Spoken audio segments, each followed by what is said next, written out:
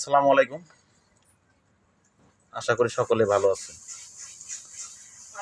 কালকে রাত থেকে মনটা এমনিও খারাপ, যদিও ইরানের বিষয়টা নিয়ে। যেহেতু আমি একজন মুসলিম,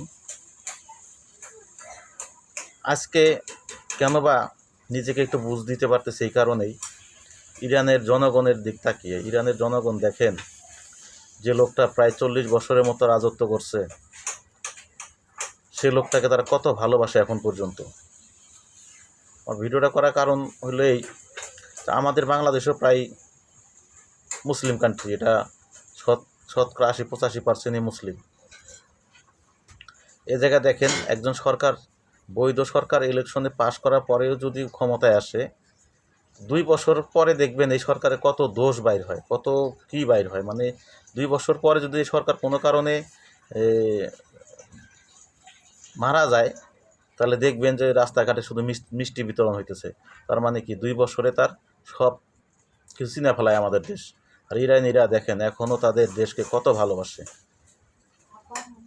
আর প্রায় 40 বছর ক্ষমতা থাকাকালীন যে লোকটা মারা গেছে, তার জন্য কি হাহাকার লাগছে। তারা নিজেরা গন্ডগোল করে, গ্যামজাম করে, কিন্তু দেশের ক্ষেত্রে তারা এক জায়গায় এক কাতারে দাঁড়িয়ে যায়। আমার এই জিনিসটা দেখার পরে অনেক ভালো লাগছে।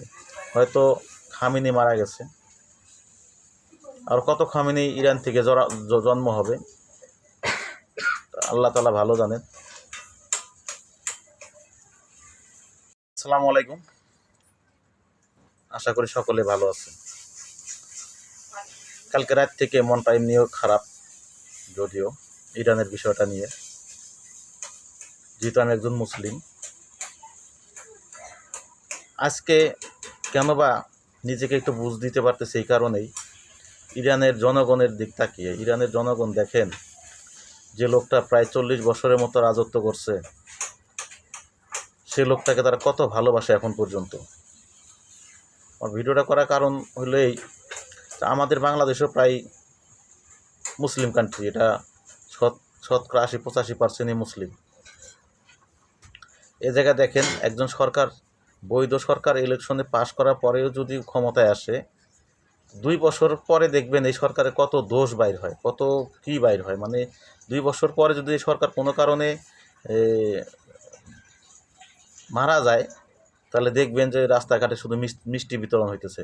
তার মানে কি, 2 বছরে তার সব কিছু চিনে ফেলায় আমাদের দেশ।